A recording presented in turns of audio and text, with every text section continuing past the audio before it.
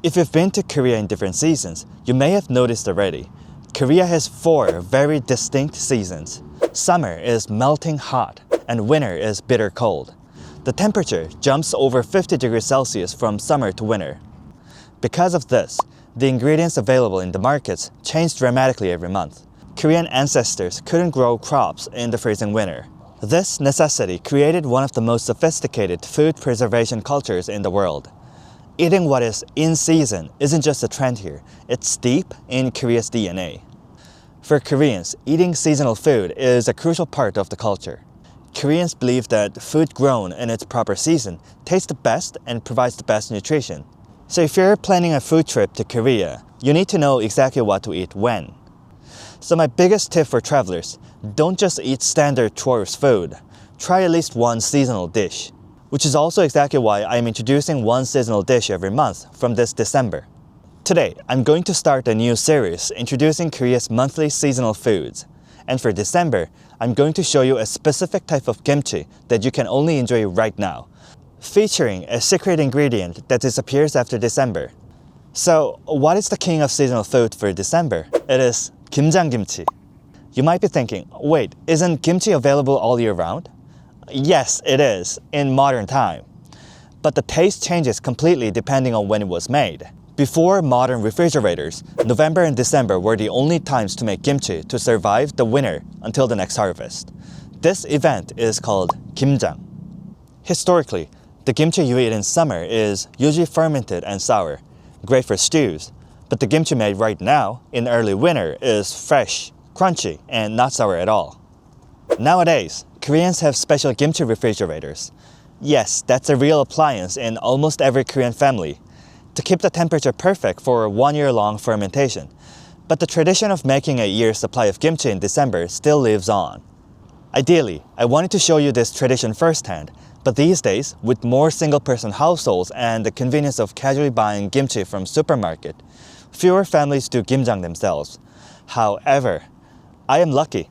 Both my parents and in-laws still keep this tradition alive. Today, I'm visiting my in-laws to help out.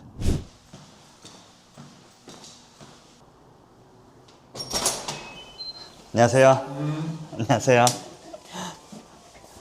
아유, 벌써 하고 계셨구나. 일찍 오고 그랬네요.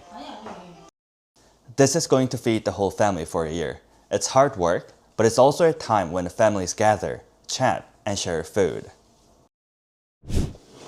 작년에 해봤지? 네. Actually, if you didn't know, the practice of kimjang was inscribed as UNESCO Intangible Cultural Heritage in 2013. It wasn't just because of the food, but because the specific culture of families and neighbors gathering to share labor and food is unique to Korean history. 진짜 그 까이나이는 대박이던데? 까이나이가 뭐예요? 까이나이 태우시다.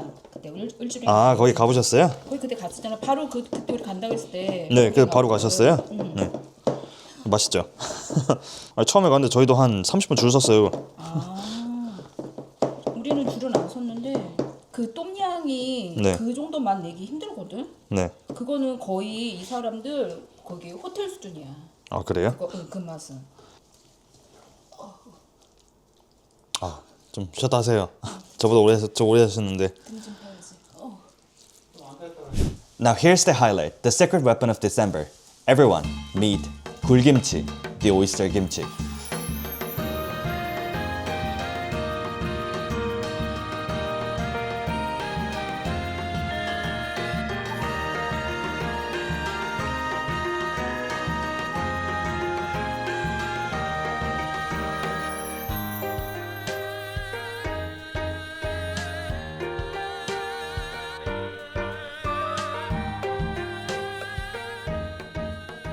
Historically, November to February is when oysters in Korea are at their peak flavor. Since oysters spoil easily, Koreans mix fresh raw oysters into just a few heads of kimchi to consume immediately during the kimjang season. In modern days, you can enjoy fresh oyster all year round thanks to modern aquaculture technology. But consuming raw oyster in other seasons except for winter is highly not recommended. Do not risk yourself to food poisoning. So this fresh, briny, spicy combination is an exclusive privilege for those in Korea during early winter. Koreans never just have this oyster kimchi alone. The classic pairing is suyuk, boiled pork slices.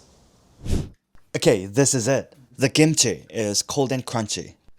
The oyster just bursts with the scent of ocean. And the pork is hot and tender. You make this 3-layered kimchi sandwich to have all those flavors explode together at once.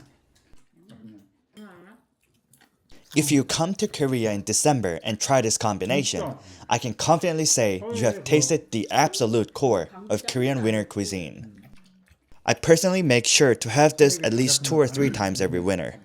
It's just that good. 그거 광고하면서도 너무 믿지는 말라고 광고하잖아.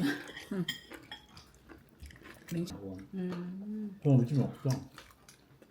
중요하게 얘기하는 건 투가 있더라고. 투에서 좀 더 편하군요.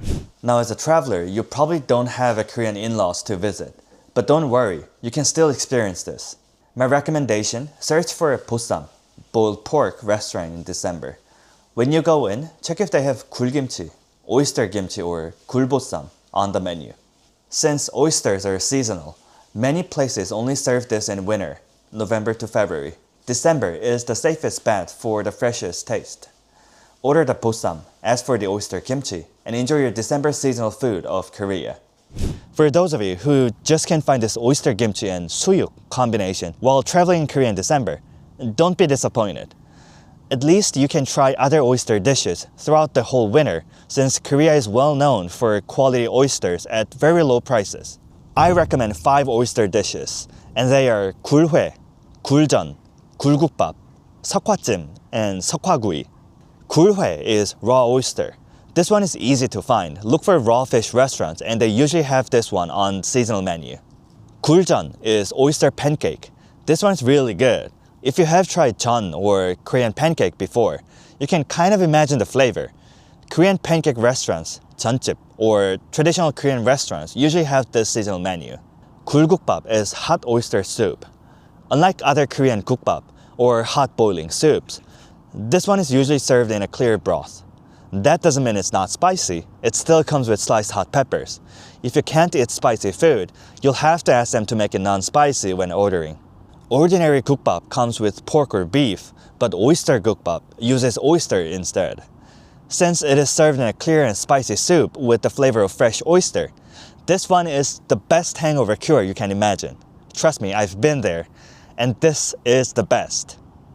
Finally, we have Seokhwa and Seokhwa. In Korean, when an oyster is peeled and cooked to make a dish, it is called gul, plus the dish name. But when it's cooked without removing the shell, it is called Seokhwa, plus the dish name. That being said, the last 2 dishes I am introducing are cooked in the shell. Seokhwa is steamed oyster and Seokhwa is grilled oyster. Both are really good and probably the most popular ways to enjoy oysters in Korea. And because they are the most popular, you can very easily find restaurants that serve these dishes. One warning for the grilled oysters: they explode. For real. So be careful. Restaurants serving clams and shells will serve steamed and grilled oysters too. One last fun fact before we go. Did you know November 22nd is designated as Kimchi Day worldwide? The date, November 22nd, was chosen because one set of ingredients, 11, creates over 22 health benefits. It's not a random date. The numbers 11 and 22 symbolizes a fascinating scientific philosophy that various ingredients, represented by the number 11, come together to create over 22 different health benefits. It shows that for Koreans, kimchi isn't just a side dish, it's a science and a source of health. I hope this guide helps you to find the most delicious meal on your winter trip. Don't forget to subscribe for next month's seasonal food guide. Stay hungry and see you in the next video.